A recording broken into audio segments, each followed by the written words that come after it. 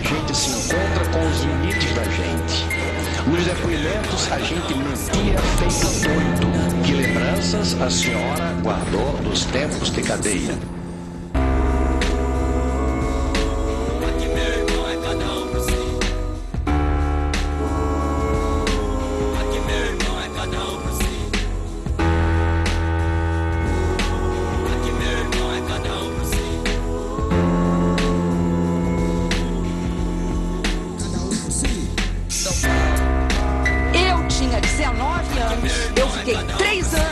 E eu fui barbaramente torturada, senador. Qualquer pessoa que ousar dizer a verdade para interrogadores compromete a vida dos seus iguais. Entrega pessoas para serem mortas. Eu me orgulho muito de ter mentido, senador, porque mentir na tortura não é fácil.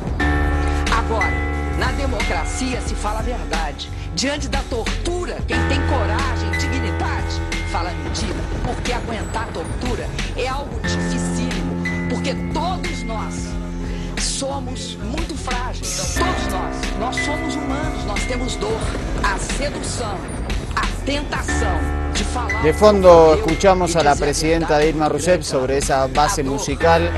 Esto es cuando declaró por los 3 años que pasó presa y torturada y secuestrada por la dictadura militar en Brasil. Hoy no hay dictadura en Brasil, pero hay algunos poderes que tienen la capacidad de cercenar la democracia, tienen la capacidad de poner en tela de juicio la división de poderes. Uno de ellos ha sido hoy el Superior Tribunal Federal, el máximo tribunal de ese país, que decidió que Luis Ignacio Lula da Silva todavía no puede asumir como ministro de la Casa Civil en ese país.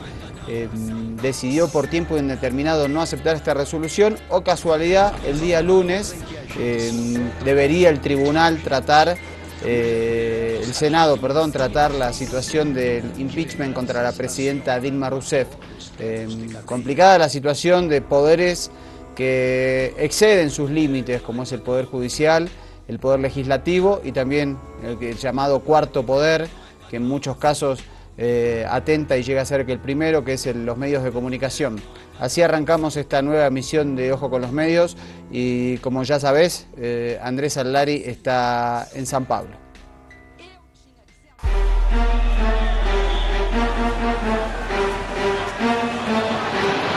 Ojo con los Medios cubre la crisis política en la principal potencia suramericana. Queremos dizer, em primeiro lugar, que nós estamos nas ruas para deter uma ameaça à democracia no nosso país. La cobertura en vivo y en directo desde San Pablo, la ciudad más poblada de América del Sur. Que não querem que o povo trabalhador tenha direitos. Do lado de lá está a Rede Globo, a mesma Rede Globo que apoiou a ditadura. El análisis desde el epicentro de la noticia, solo por Eladia Ayala. A saída é pela esquerda, com o povo na rua, e o andar de cima pega a conta. Buenas tardes, buenas noches, perdón. Estoy poco perdido. Comandante, ¿cómo le va? ¿Qué le pasa, doctor? ¿Se está levantando demasiado temprano? ¿Cómo está? Bien, todo bien. Bueno, le comento que acá la novela continúa, con alto rating. Ahora le voy a contar los detalles, pero primero veamos una notita de Michel Temer, que puede transformarse aparentemente el día 18 de mayo, tal vez días más o días menos, en el nuevo presidente de Brasil. Vamos a conocerlo un poquito. Michel Temer, el hombre que se cansó de estar a la sombra de Dilma Rousseff. Desde su primera investidura en 2011, el vicepresidente Michel Temer fue como un escolta político para la presidenta. Hizo posible la estabilidad de su gobierno, hilando con habilidad alianzas. Constitucionalista de 75 años, hijo de migrantes libaneses, casado con Marcela, de 23 años, Temer es un experimentado estratega de la política brasileña. Sintió cambiar el viento desde el segundo mandato de Rousseff y en diciembre le escribió una carta personal en la que le reprochaba tratarle de vicedecorativo, al que solo se recurre para solucionar crisis y conseguir el apoyo del Congreso. Desde hace 15 años está a la cabeza del PMDB, un partido bisagra que es el que tiene más diputados en el Congreso. Temer actúa entre bambalinas y el 29 de marzo su formación, con 6 ministros en el gobierno, retira su apoyo a la presidenta. A partir de hoy, tras esta histórica reunión para el PMDB, el partido retira su apoyo al gobierno de Dilma Rousseff. Además, el 11 de abril, el periódico Valor Económico difunde una grabación con la voz de Temer en la que anticipa el voto de destitución de Rousseff y propone un gobierno de unidad nacional. Al día siguiente asegura que la filtración no fue intencionada y que había enviado la grabación por error a un grupo de diputados de su partido. Sin embargo, se dice dispuesto a tomar el relevo. Estaré preparado porque lo que caracteriza mi actividad es precisamente el diálogo. No es que yo sea capaz de resolver los problemas yo solo, sino que mediante la fuerza del diálogo y de manera colectiva, con todos los partidos y los diferentes sectores de la sociedad, vamos a sacar al país de esta crisis. La presidenta Dilma Rousseff percibió este incidente como una traición y sin nombrarlos acusa a Temer y al presidente de la Cámara Baja. Ayer quedó claro que hay 2 líderes en este golpe que están actuando juntos y de forma premeditada. Do golpe, que agem en conjunto y de forma premeditada. Pues si se aprueba en el Senado el proceso de destitución y Dilma Rousseff queda privada de sus funciones, es Michel Temer quien asumirá la presidencia de Brasil hasta el final de su mandato en 2018. La situación todavía podría dar un nuevo giro. El magistrado del Tribunal Supremo de Brasil ha ordenado al Congreso de Diputados que inicie los trámites para la destitución de Temer, ya que habría cometido el mismo delito del que acusan a Rousseff. Bueno, ahí tenemos un perfil de Michel Temer, del Partido de los Caudillos, el PMDB, realizado por Euronews, es decir, su figura desestabilizante y destituyente también se refleja en las cadenas internacionales. Sí, Mariano, y aquí hay un problema muy interesante, fíjate, porque comienza a verse una grieta entre los 2 líderes golpistas. Hoy, tras una declaración de una empresaria, el Tribunal Supremo incluyó a Temer en la investigación de Lavallato junto a Dilma y Lula. Entendemos que el operador político principal que hay aquí, quien organizó la farsa del domingo pasado en Diputados, es el presidente de Diputados, Eduardo Cunha, que también aparece, ya es un reo de la justicia por casos de corrupción y enriquecimiento ilícito, lavado de dinero, etc. Lo que se está charlando aquí ahora en el mundillo político es que Cunha, el presidente de Diputados, le está pidiendo a Temer que le asegure la impunidad. Y que si no le asegura la impunidad, Cunha, que operó el juicio político contra Dilma, haría lo mismo contra el propio Temer, con el adicional de que si Temer cae, quien asume la presidencia es Eduardo Cunha. ¿En Brasil la sucesión no es primero el Senado? No, es primero diputados. A diferencia del resto de América. Sí. Qué detalle, ¿no? O sea que...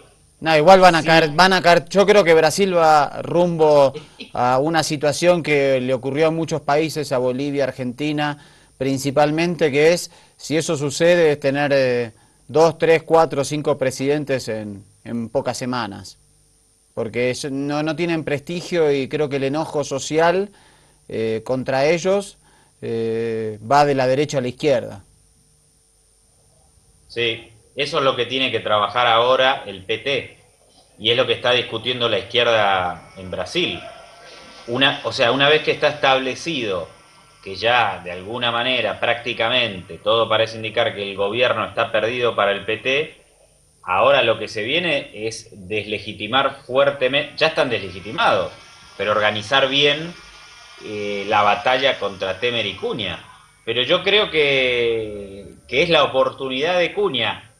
Lo decía hoy en la crónica de laviayala.tv.o. Esta es la oportunidad para Acuña, para antes de transformarse en un cadáver político y tal vez ocupar alguna celda de una prisión aquí en Brasil, es su oportunidad para hacer algunas horas, días o semanas presidente. Todo está por verse. Bueno, un panorama más que vinculado a la alta política, vinculado a una telenovela mala, una telenovela de esas de clase B. Comparto, pero es que lamentablemente llega hasta la presidencia del país, ¿no? No, bueno, creo que todas las actuaciones venimos viendo en el Brasil, la introducción que hicimos hoy sobre la decisión del Superior Tribunal Federal de Brasil, el máximo en ese país, respecto a que todavía no tuvo tiempo de tratarle el nombramiento de Lula, debe ser una potestad del Poder Ejecutivo. Vivimos en América en un régimen presidencialista, las constituciones son presidencialistas, uno puede gustarle más, menos, puede preferir otro tipo de sistemas, pero si no, que hagan una reforma política y que los sistemas sean parlamentarios, semiparlamentarios, semipresidencialistas, lo que quieran, pero de esta manera es imposible. Es imposible y es impresionante cómo afecta a este tema a toda la línea sucesoria, ¿eh? Ya no es una cuestión de la izquierda nada más, obviamente. Recordemos una vez más cuál es la línea sucesoria. Presidente, vicepresidente, presidente de diputados, presidente del Senado, presidente del Tribunal Supremo de Justicia, que también es un personaje con Lewandowski, un alto perfil político y que tiene en estas últimas semanas un papel protagónico en la política. A lo mejor se transforma en un Rodríguez Belcé, como decía usted. Claro, pasa que no tiene el perfil de Rodríguez Belcé, ¿no? También tiene la responsabilidad en dilatar los trámites de nombramiento de Lula como ministro de la Casa Civil. Recordemos, mañana es feriado en el Brasil, por lo tanto no va a pasar nada. Y el lunes va a empezar el Senado el tratamiento.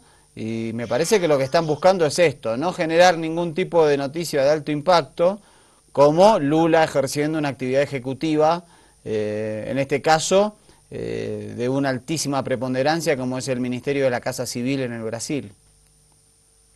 Quien sí quiere generar noticias de alto impacto es la presidenta Dilma Rousseff, que estaba viajando a Nueva York para una reunión de la ONU, y allí va a denunciar obviamente el golpe que está sufriendo, y la derecha está preocupada, están presionando de alguna manera, de la forma que puedan, para evitar el efecto propagandístico de las palabras de la presidenta, ¿no? Quieren hasta negarle la posibilidad de que se refiera a este tema en la ONU, y la muestran como una desubicada, porque es un encuentro que va a hablar de cuestiones climáticas. Es la presión para callar a los líderes del PT es muy fuerte. Así que bueno, como ves, todavía quedan muchas cartas por echar sobre la mesa, y la crisis política sigue y nada indica que se pueda terminar. No sé, si alguien pensó que podía finalizar el pasado domingo con lo que sucedió en diputados, para nada es así, y es como usted decía, no tenemos en claro hasta cuánto puede llegar esta deslegitimación y esta cuestión que está afectando a los principales líderes del país. No recuerdo otro momento en la historia de algún país que haya sucedido algo así, porque cuando pasaron los presidentes de Argentina, ¿se acuerdan la crisis del 2000? Fueron como otros temas, ¿no? Pero no estaban tan cuestionados ante la sociedad la línea sucesoria. Me parece que cuando sucedió lo mismo en Bolivia con la salida de Mesa, o de Gonzalo Sánchez de Lozada, Mesa, el que estaba muy afectado era Sánchez de Lozada, pero los demás mantenían una imagen de aceptación en la sociedad. Aquí los que siguen están todos por los suelos. Sí, es complicado, ¿no? Me parece que Brasil está generando mucha alarma a nivel internacional. Efectivamente, el rumor de que Dilma utilizará la tribuna de Naciones Unidas en esta conferencia de cambio climático para denunciar el golpe, obviamente es pertinente, no hay manera de que le digan que no lo haga, nadie lo va a hacer. Luis Almagro, secretario general de la Organización de Estados Americanos, dijo claramente que lo que está sucediendo en Brasil es un quiebre al orden institucional y es una demostración de que hay algo mal en la Constitución del Brasil porque permite que mayorías circunstanciales en un régimen presidencialista quiten a la presidenta no por razones vinculadas a delitos, sino por razones vinculadas a diferencias políticas. Así es, bueno, te propongo que hagamos un corte y cuando volvemos empezamos a repasar toda la información más a detalle. Sí, una cosita antes de irnos. Acabamos de hacer porque es importante también las manifestaciones populares que se dan en diferentes lugares. Donde usted está ahora, en San Pablo, se está llevando a cabo un partido de Copa Libertadores entre Corinthians de Sao Paulo, el equipo más popular de ese estado, y junto con Flamengo más importante del país contra Cobresal de Chile. Acabamos de hacer esta captura, la ponemos a pantalla completa. La torcida del Corinthians dice "Cuspa por nos", esto es "escupa por nosotros", esto es un apoyo al diputado Jean Willis, que escupió al diputado Jair Bolsonaro, que había hecho una apología de la dictadura y de la tortura y del torturador de Dilma. La historia del Corinthians es muy fuerte en relación a su compromiso democrático. Recordemos como en la lucha contra la dictadura, el pedido de elecciones directas, el doctor Sócrates y también la democracia corintiana en la experiencia 88-83. Una captura recién y me parece una forma de organizarse muy interesante. Mariano, sí, aprovechando este comentario que hiciste, una cosita más. El otro día estaban los representantes de la democracia corintiana en el acto del PT y se habló muchísimo del apoyo que dieron estos torcedores en contra del golpe. Se discutió muchísimo, salió en los medios, obviamente, porque es raro, no es tan común que una hinchada futbolera se meta de manera militante. Tal vez toman posiciones políticas, pero esta vez de una manera militante criticaron este golpe y esto tiene mucha influencia en la opinión pública brasilera. Sobre el caso de Bolsonaro, te quiero contar que el Consejo Federal de la Orden de Abogados de Brasil se reunió hoy en Río de Janeiro y han decidido que recurrirán al Tribunal Supremo de Justicia por las declaraciones de Bolsonaro pidiendo que lo expulsen y si es necesario a la Corte Interamericana de Derechos Humanos para pedir la cesación de Bolsonaro y obviamente argumentan y sostienen que es absolutamente contrario a cualquier principio jurídico las declaraciones que ya vimos en Ojo con los Medios y en el Avia Yala y que ya hemos remitido y charlado reiteradamente desde el día lunes sobre la apología de la dictadura y de la tortura que hizo este diputado. Así que está, como ves, está teniendo muchas reacciones lo que sucedió en la jornada del domingo. Sí, y bueno, entonces con esa imagen de la torcida del Corinthians, toda una tribuna en el Corinthians Arena pidiendo "escupa por nosotros", es decir, reivindicando la pelea por los derechos humanos al diputado Jane Willis y contra justamente este diputado militar que tiene una apología constante de la dictadura, la tortura y que ojalá que lo que usted acaba de contar suceda en el corto plazo. Primer corte en Ojo con los Medios, quédate, son 2 minutitos nada más. Porque a mamá le dio la gana, yo soy solo, un guerrillero caribe, moriré solo, si a mi precio pueden llenar estoy solo. Debemos acompañar y Javier Ayala, nunca nadie nos parará, hijo de calle. Segundo bloque de Ojo con los Medios, seguimos analizando la situación en Brasil. Ya sabéis, Ojo con los Medios está en San Pablo, ahí está Andrés Alari trayendo todas las novedades de la crisis política, sin duda de la más grave desde la recuperación de la democracia en el gigante sudamericano. Así es, doctor. Yo les cuento a todos que me voy a quedar hasta el fin de semana y ya después vuelvo a Bolivia, pero evidentemente que Ojo con los Medios, como lo estábamos haciendo antes también, vamos a seguir la continuidad de esta crisis, porque evidentemente que, como decíamos hace rato, no se va a terminar este fin de semana y hay una batalla política y cultural aquí muy fuerte. Lo que estaba pensando hoy, Mariano, era si hacíamos la versión de Ojo con los Medios en portugués, porque veo que hay mucha gente que necesita tener una información diferente a la que le ofrecen aquí los grandes medios. Uno de ellos es, o el principal obviamente, es O Globo. A propósito, vamos a ver un titular de O Globo. Justamente aquí está el editorial, es el editorial del día de hoy del diario Globo. Bolivarianos y Dilma se aíslan en la farsa del golpe. Así tituló hoy O Globo, tratando de contrarrestar la repercusión internacional que tuvo el pedido de impeachment, la votación en diputados. Me parece que es una voz bastante solitaria, no en Brasil, pero sí en el resto del mundo. Creo que los que se aíslan son otros. Sí, Mariano, pero lamentablemente esto hacia lo interno tiene más peso que... Ya lo hablábamos ayer, ¿no? Sí. Es impresionante la llegada que tiene O Globo. Yo recorro las calles de acá de Sao Paulo y en todos los bares no se ve otro canal que no sea O Globo, ¿eh? Es impresionante. Entonces es como la Biblia y O Globo. Sí, realmente es una influencia enorme. Claro, lo que se comenta en general en base a análisis de medios es que mediante su red abierta y su red de cable, el alcance que tiene es 176 millones de personas. Brasil tiene poquito más de 200 millones. No quiere decir que lo vean todos, pero el alcance potencial que tiene es ese. Así que da cuenta de la magnitud y el poder y el alcance territorial de este gigante que, obviamente, con esa influencia, lo que diga va llegando fuerte.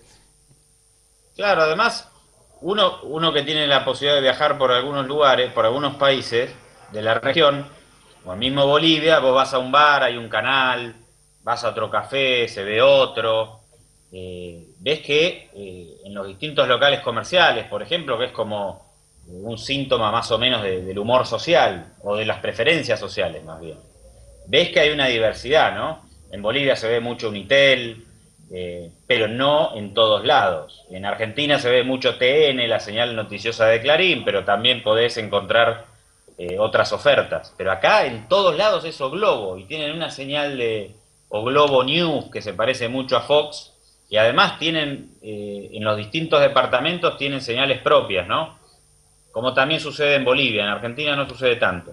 Pero es impresionante que todos están siempre sintonizando O Globo, y eso habla de la influencia demasiado monopólica de un canal de comunicación, de un medio de comunicación que además tiene una postura política absolutamente clara y en contra del gobierno. Y esto creo que no es percibido por una enorme porción de la ciudadanía. ¿Pasamos a declaraciones del líder del movimiento Sin Tierra? Sí, João Pedro Steyr estuvo anoche en la cadena Telesur, en el programa 7 Preguntas. Una entrevista muy interesante que recomendamos, es uno de los líderes sociales más lúcidos, además del movimiento por fuera de los partidos y los sindicatos más fuertes como es el movimiento Sin Tierra, y elegimos algunas declaraciones muy interesantes de él para compartir. Lula, él hizo una conciliación que basaba en 3 pilares. Primero, hacer la economía crecer con base en la industria, y lo logró. Segundo, recuperar el rol del Estado para hacer inversiones productivas y utilizar parte de la plusvalía social en programas sociales como educación, salud, que pudiera recuperar las condiciones de vida de la población. Y el tercer pilar era un programa de distribución de renta por la valorización del sueldo mínimo. ¿Qué pasa? Que con la crisis internacional del capitalismo, la economía brasileña, como está en la periferia del capitalismo, sufrió mucho. Y hace 3 años que la economía no crece. Entonces, la crisis política que estamos viviendo es porque las élites quieren recuperar el Estado y ponerlo bajo un nuevo modelo de neoliberalismo. Y eso la clase trabajadora no va a aceptar. Por eso que decimos que la crisis es profunda y se va a tardar muchos años para salirnos de ella, porque solo se sale de una crisis histórica de esa magnitud cuando las clases sociales, y no solo partidos, cuando las clases sociales de una sociedad se ponen de acuerdo alrededor de un nuevo proyecto de país y con este nuevo proyecto logren la hegemonía en la mayoría de la sociedad. Y ahora, en ese momento, no hay ningún proyecto en discusión en el país, ni siquiera ninguna de las clases, ni la burguesía, ni la pequeña burguesía, ni la clase obrera, tiene un proyecto claro de país. Y por eso estamos en esa confusión. Y por eso que la burguesía, tontamente, porque es una lumpenburguesía subordinada a los intereses gringos, ella piensa que bastaría cambiar el presidente de la República como si en un pase de mágica los problemas de la economía se resolvieran. Pero no es así.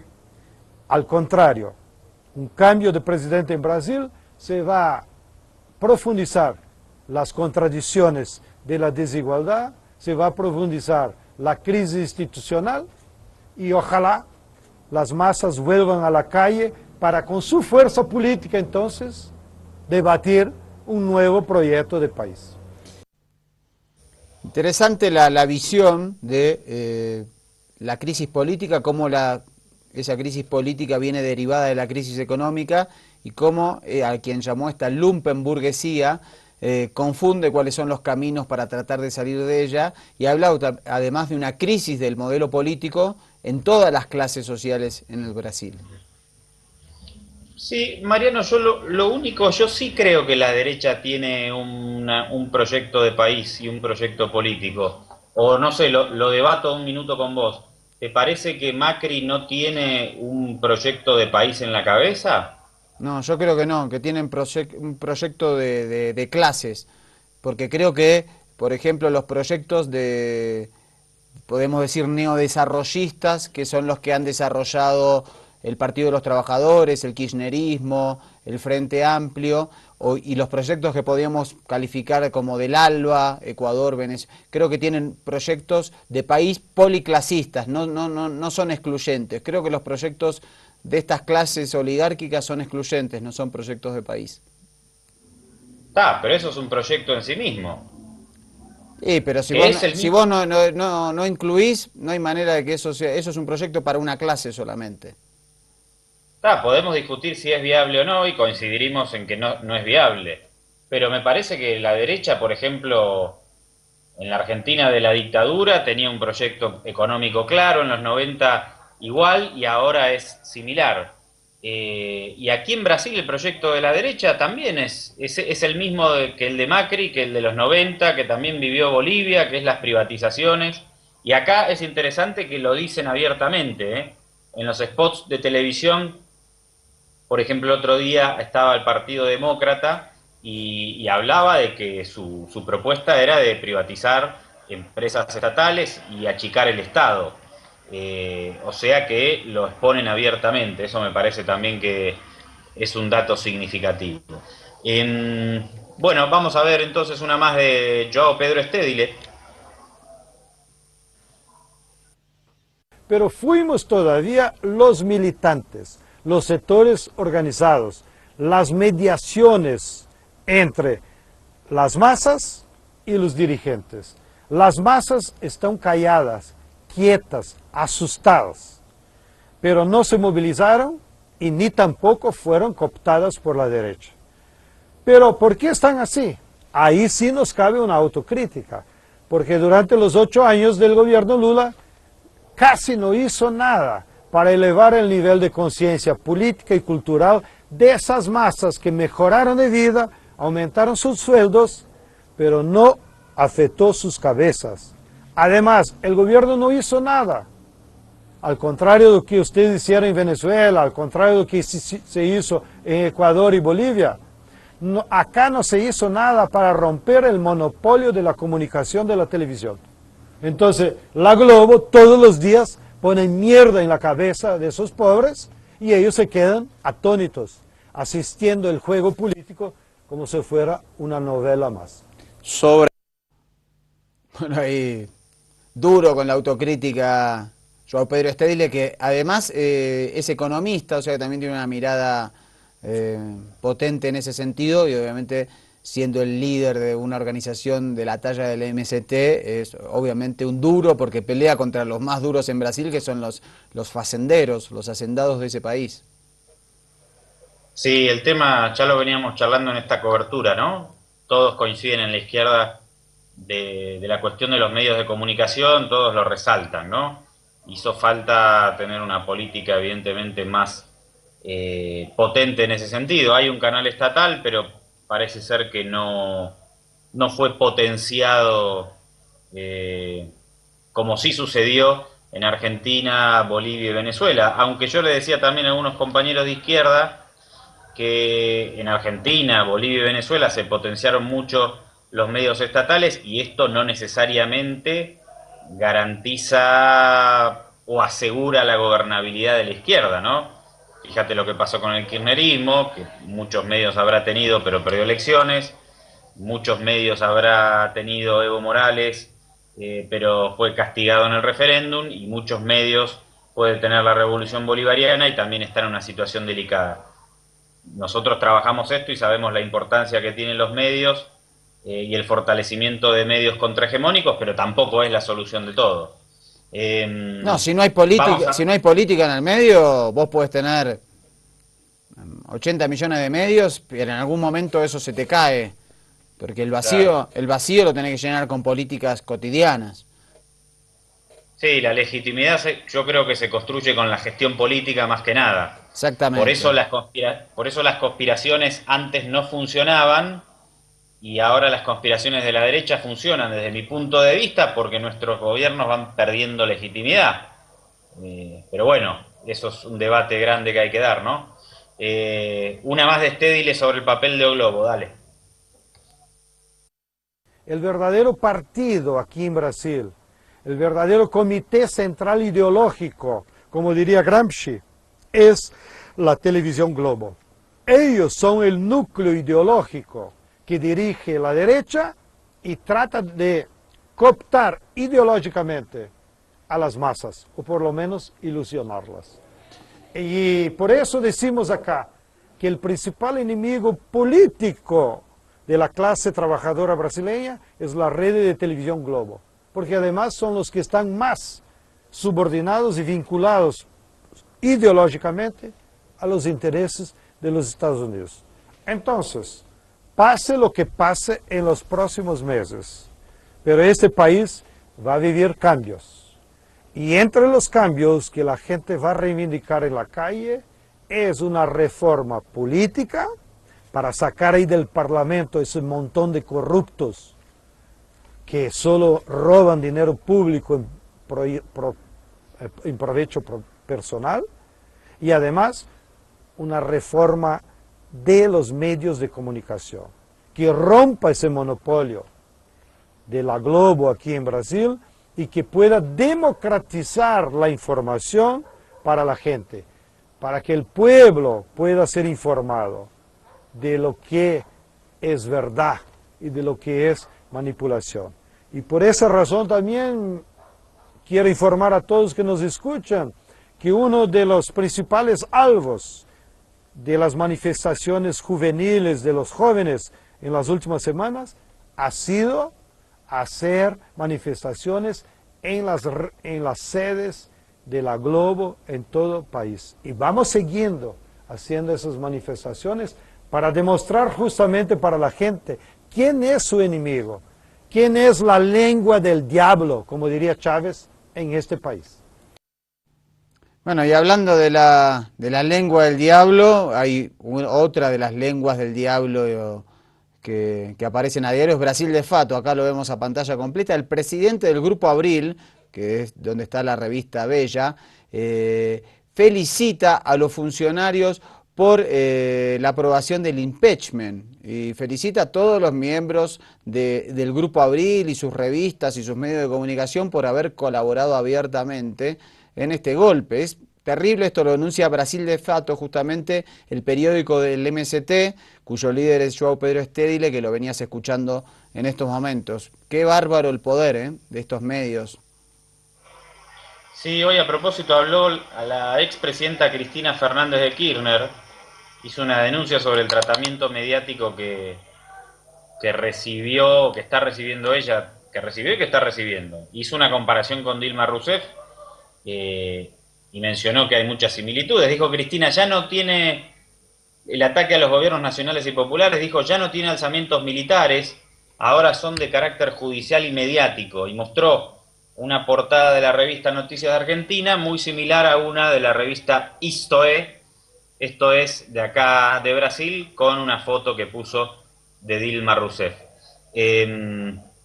Sí, esas fotos que hablan por sí mismas, ¿no? Que editorializan poniendo fotos con los rostros desencajados, en este caso de las dos líderes, ¿no? Hablan las fotos de una manera muy clara. Sí, y de lo de las similitudes hay que poner énfasis, porque si no se intenta mostrar que, bueno, hay una crisis en Brasil, hay otra en Argentina, hay otra en Bolivia, pero en realidad, cuando analizás a detalle, lo venimos charlando acá, ¿no? Y ponemos mucho acento. Hay muchísimas similitudes, y hay que resaltarlo porque si hay similitudes, entonces es probable o lógico que haya una organización en común detrás de esto, y de eso ya sabemos quiénes siempre están detrás, pero bueno, no tenemos pruebas acá para demostrar nada. Último corte, ¿enojo? Último bloque de Ojo con los Medios, seguimos conectados a Sao Paulo con Andrés Allari, que está haciendo toda la cobertura para Ojo con los Medios desde el país hermano, que está en una crisis bien complicada. Doctor, me gustaría que hablemos un rato de las redes sociales y de cómo se viralizan algunas frases, que eso también está siendo un denominador común en estos procesos de desestabilización. Pasó con esos famosos y supuestos mensajes de Gabriela Zapata al ministro Quintana en Bolivia. ¿Se acuerda? Sí. De los mensajes de chat, en este caso. Sí, esos era, ¿cómo era? Mi rey, algo así, ¿no? Adiós mi rey, exactamente. Adiós mi rey, entonces todo el mundo replicaba en las redes, adiós mi rey, se comentaba en la calle. Aquí, fíjate lo que se viralizó. Pongamos el audio. Chao, querida. Chao, querida.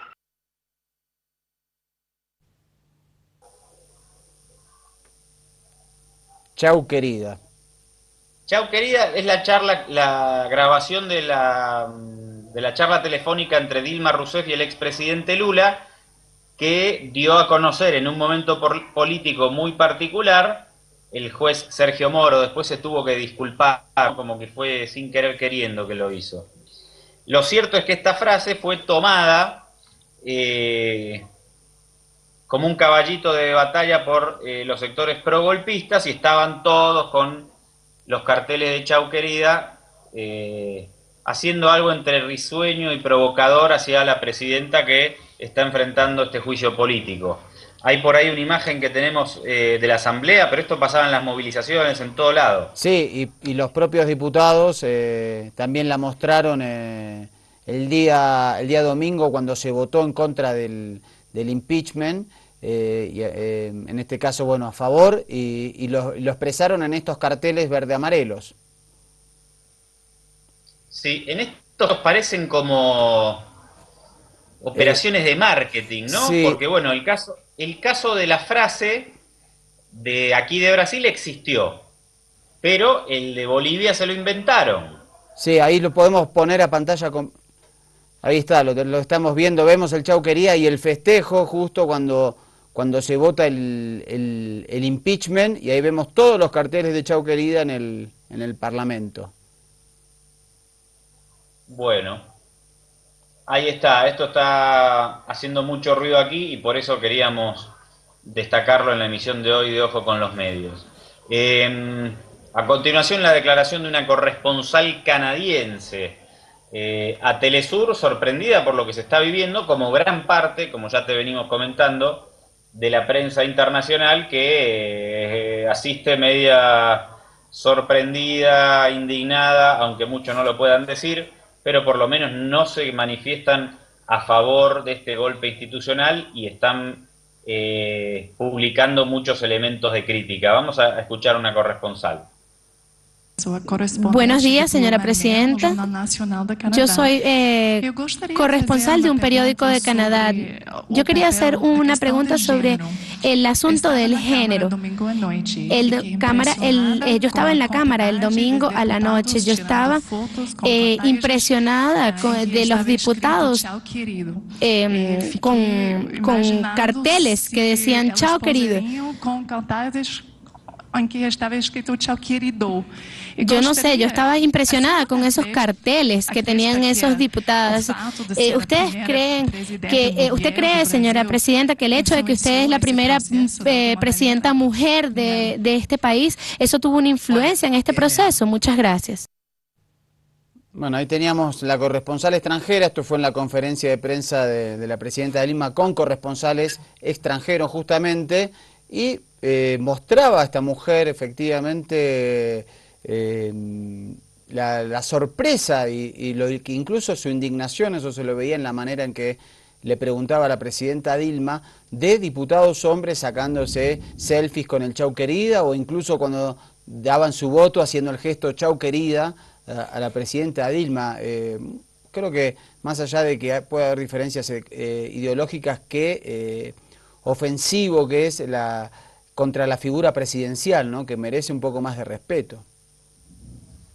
Sí, Mariano, y te cuento que en parte de la votación, cuando yo estaba en la Avenida Paulista, donde estaban quienes se movilizan a favor del impeachment, había mucha agresividad. Por ejemplo, en un momento estaba hablando una diputada a favor de Dilma Rousseff y empezaron a gritarle "puta, puta", y todos los hombres, ¿no? Y yo decía, ¿qué pensarán las mujeres que están ahí en la movilización, no? Porque es una cuestión muy desagradable. Y después, bueno, la necesaria reflexión también es la responsabilidad que tienen una vez más los medios con la excitación de un clima de tanta crispación y agresividad contra un sector político. De eso tampoco se habla, ¿eh? Es un linchamiento. Claro, ¿te acordás que lo estábamos mostrando en Argentina? Cómo ese clima de estigmatización de sectores sociales llevó al asesinato de un dirigente, a la persecución de otros, a que haya un tipo que disparó contra la apertura de un espacio político. Acá es lo mismo. Y esa indignación se promueve obviamente a través de los medios. Pero eso nadie lo pone sobre la mesa, ¿eh? Sí, así es. Porque eso a veces se paga con vidas.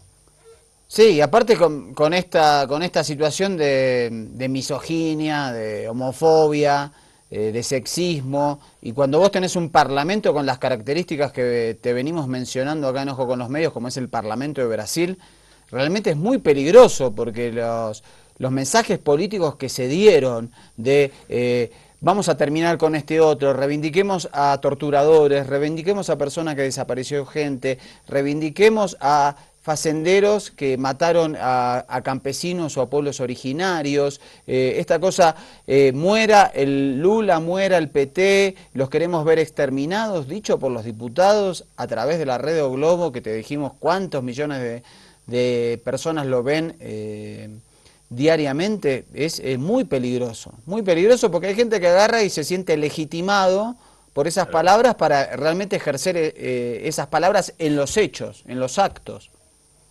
Exactamente. Vamos a ver cuál fue la respuesta de Dilma Rousseff al tema del maltrato.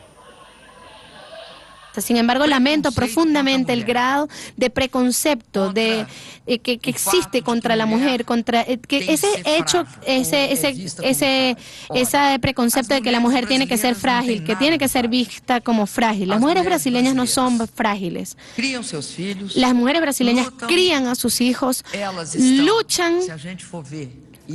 Una de las diputadas fue objeto de un bullying muy feo por votar a favor de mi persona, una diputada de Minas Gerais llamada Bruni. Yo quería decirles lo siguiente.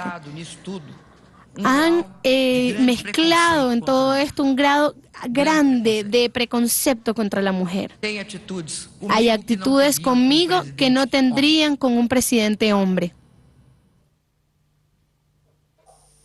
Ahí efectivamente expresa Dilma su solidaridad con esta diputada que fue justamente atacada de esa manera por una turba de hombres patoteros.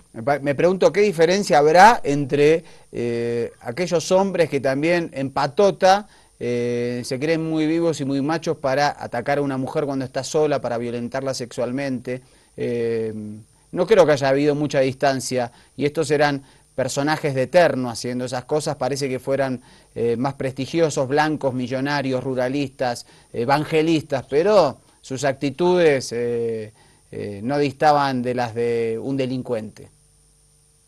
Sí, sí, hay que poner, creo que a nosotros no nos ven acá en Brasil, doctor, pero un poco de paños fríos a lo que está pasando acá, ¿no? Ya lo hicimos también y lo mencionamos cuando cubríamos la campaña para el último referéndum en Bolivia, donde también a través de los medios se generó una crispación social, me parece a mí, como no se veía desde el año 2008, sobre todo a nivel verbal, ¿no? Sí. Y bueno, ahora está pasando acá y espero que pueda encontrar que los ánimos se calmen un poco, que realmente hace falta. Quiero contarles a todos también que estamos preparando para el día viernes. Vamos a ver, todavía no hemos decidido cómo vamos a emitir, pero tenemos un material exclusivo de Camilo Tavares, del golpe, de la influencia de Estados Unidos en el golpe del año 64. Y además me parece, Mariano, que es muy interesante que lo podamos ver ahora, porque vamos a ver reflejado ahí también el papel de los medios de comunicación. Entonces la similitud entre el 64 y el 2016 son 52 años, me parece que es interesante para analizar. Lo que pasa es que el material dura más de una hora y estamos viendo cómo podemos arreglar para ponerlo en la pantalla, pero desde ya queremos hacerte esa invitación para que puedas disfrutar de ese material muy potente que se hizo aquí en Brasil y que hasta ahora no pudo verse en Bolivia. Y ahora yo me despido, Marian, ¿nos vamos con un mensaje de Fidel? Sí, Fidel apareció sorpresivamente en el 7º Congreso del Partido Comunista de Cuba, sorprendió a propios extraños y realmente se lo vio bien. En las últimas apariciones su voz era muy poco audible, pero ahora parece que ha mejorado también su voz. A punto de cumplir 90 años, Fidel sigue sorprendiendo y obviamente queríamos despedirnos con la voz y la palabra del comandante. Dale, el verdadero comandante, que nosotros es de chiste acá en el programa que nos llamamos así. Bueno, un abrazo grande y nos reencontramos mañana, que como vos dijiste acá es feriado. Así que me imagino que la cuestión política se bajará a unos decibeles. Exactamente, seguro. Así que la gente se desconectará un poco como corresponde y aprovechen los feriados. Dale, cuídate, un abrazo a todos y tratemos de estar en paz en América Latina, por favor. Dale, un abrazo y que nos vamos con Fidel Castro. Mariano Vázquez, el gusto de saludarte y esto ha sido Ojo con los Medios. Pronto deberé cumplir 90 años.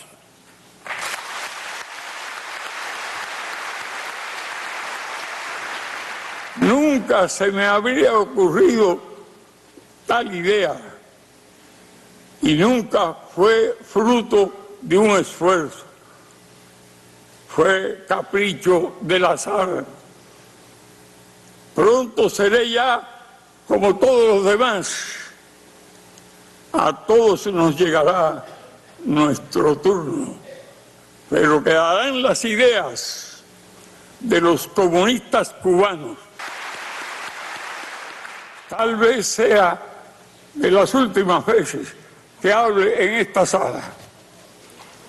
He votado por todos los candidatos sometidos a consulta por el Congreso y agradezco la invitación y el honor de escucharme. Los felicito a todos y en primer lugar al compañero Raúl Castro por su magnífico esfuerzo.